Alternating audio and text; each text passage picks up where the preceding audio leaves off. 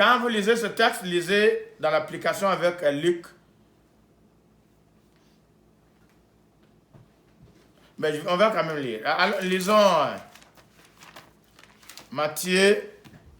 C'est l'exemple que notre Père Jésus, notre grand frère Jésus nous a montré. On commence d'abord Matthieu 9.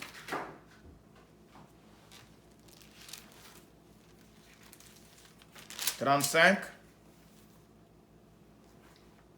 jusqu'à la fin.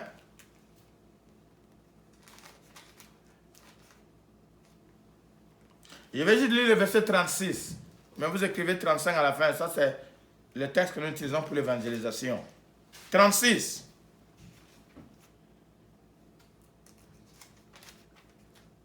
Jésus, quand il est venu, vous pouvez aussi écrire, ça c'est la mission de Jésus. C'est comment Jésus travaillait. Acte 10, 38.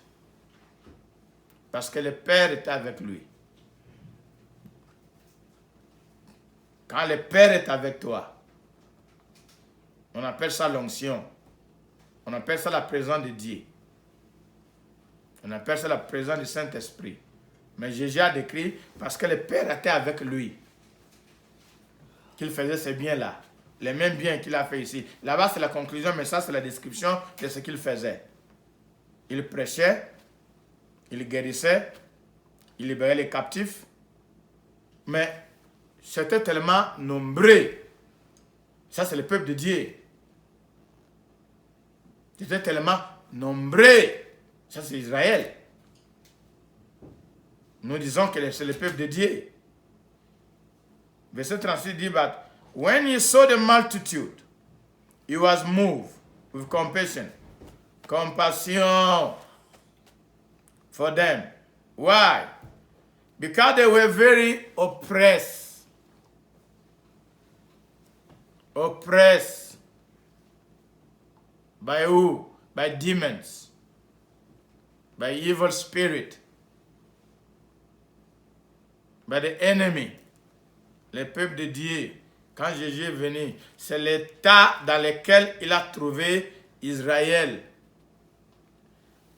Dans Isaïe, c'était physique. Quand Jésus est venu, c'était spirituel. C'était plus l'esclavagisme de Babylone. C'était plus l'oppression politique de Babylone. C'était l'oppression des démons et des esprits malins et les esprits mauvais. Ils allaient à l'église, mais ils étaient opprimés. Because they were weary, oppressed. Alors voilà la dernière partie. Cette partie-là me fait souvent très mal. Et je prie beaucoup par rapport à cette dernière phrase. De Matthieu 9, verset 36. Parce qu'ils they were scattered. Opprimés, mais chacun dans son coin. Dominés, envoûtés, mais chacun dans son coin, comme aujourd'hui. Mais ils sont opprimés. Sont dominés spirituellement parlant. Mais chacun dans son coin. Scattered. Quand ils se retrouvent, ils se lèvent, mais ils sont opprimés. Mais ils sont dans le bondage. Et puis la dernière phrase dit, like sheep with no shepherd. C'était comme les brebis qui n'avaient pas de berger. C'est pas que les brebis n'avaient pas de berger, les brebis avaient des bergers, mais les bergers ne faisaient pas le travail. Le travail de la délivrance. Le travail de réclamer au diable, le travail de dire à l'ennemi, restaure, rembourse. Donc c'est la responsabilité des shepherd. Comme le shepherd David, Quand le lion vient pour voler, il doit aller derrière le lion pour aller réclamer, pour aller arracher les brebis ou la brebis de la gueule de lion. Et quand le lion est lousse, veut l'attaquer, la Bible déclare les terrasser.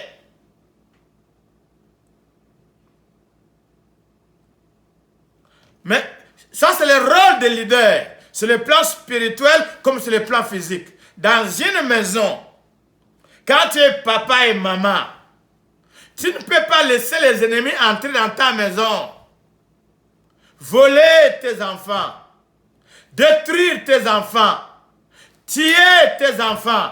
Tu ne fais rien. Ce n'est pas biblique.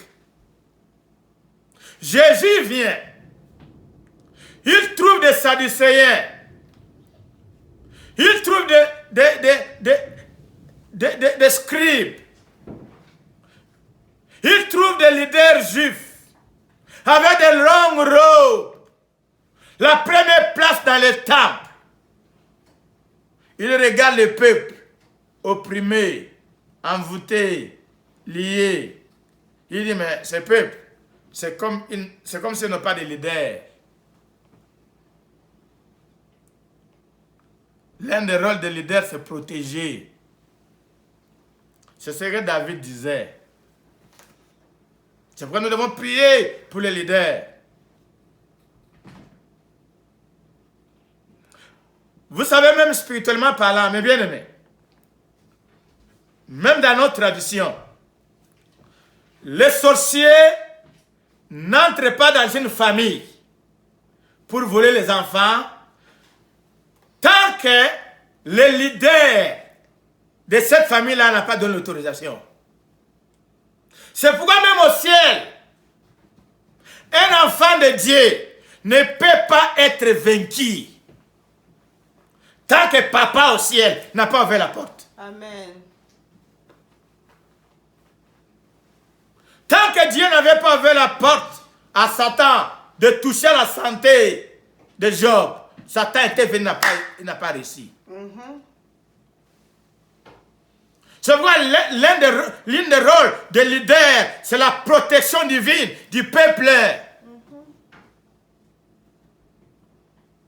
Mais quand Jésus vient, comme le Père déclare, qui est aveugle, sinon mon serviteur, ils étaient préoccupés à l'argent, à l'intérêt personnel, aux positions.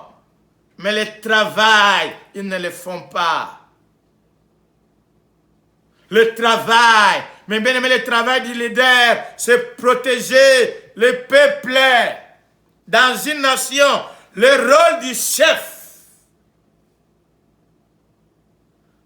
comme au Canada, pas seulement protéger, mais aussi pourvoir à leurs besoins économiques.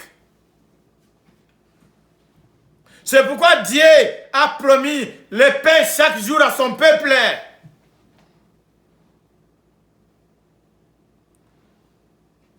Parce qu'on va prier. J'espère que vous avez un peu compris. Les détails, je laisse au Saint-Esprit les détails dans la pratique, dans ta vie personnelle, dans ton pays, dans ta famille, que le Saint-Esprit comble. Les petits détails.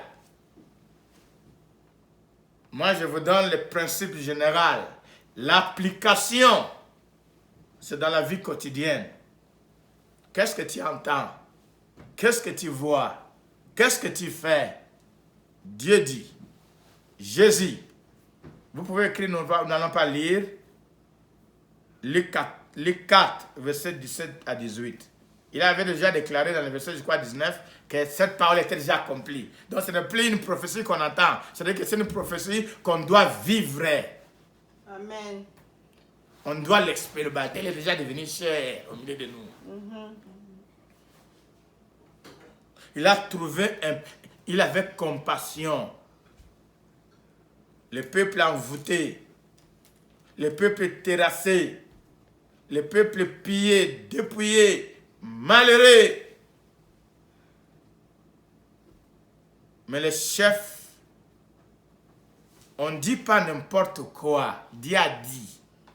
Il faut dire restaure, restitue.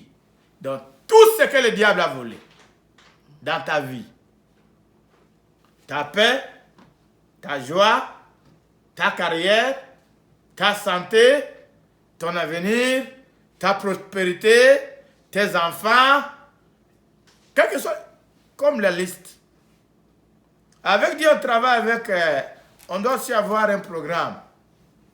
Cette semaine, prends le temps, assois-toi avec Dieu, regarde dans la liste de ta vie, depuis que tu es né jusqu'à aujourd'hui. Fais la liste. C'est ce que je fais personnellement. Chaque année, je valide. Je valide. Ce que le diable a volé dans mon clan, dans ma famille. C'est que moi, il doit restituer. Il doit restituer. Je ne peux pas quitter cette terre de la même manière que mon père. Mon père a quitté la terre. Les enfants ne savent même pas où habiter. Qu'est-ce que tes parents t'ont laissé? Regardez dans la Bible. Dieu a parlé que les parents doivent laisser des héritages à leurs enfants. Certains parents, je vais un peu plus loin. Certains parents, c'est regrettable. I don't know if there's somebody there who only speak English. I'm sorry. I kept speaking in French a lot. Check, look in our tradition. Some of our parents, they only live sorcery. Hein? Ils laissent la sorcellerie à la génération suivante. Oh, pas de maison, pas de business, pas d'héritage, mais la sorcellerie. On la transfère d'une génération à une autre. Witchcraft. Je les vois des familles. Babongagate. L'héritage. Prends le temps. Take time. Sit down. Examine one by one. Where you supposed to be today? I'm talking spiritually, not physically. I'm not talking about the local, the place. I'm talking about spiritual place. Position. Some people are supposed to be leaders today. Some people are supposed to be like teachers.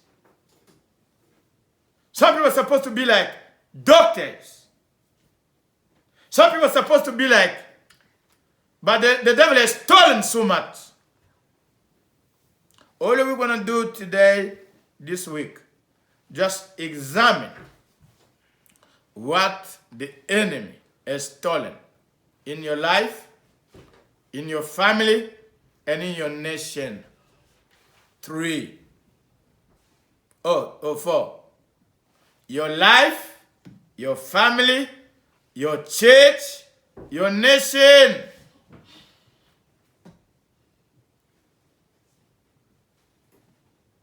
Pray with discipline, with vision.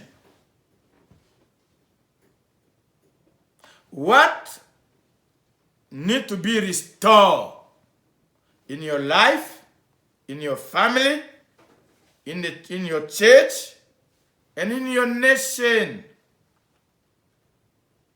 4 areas. That's what God is calling us to do this week.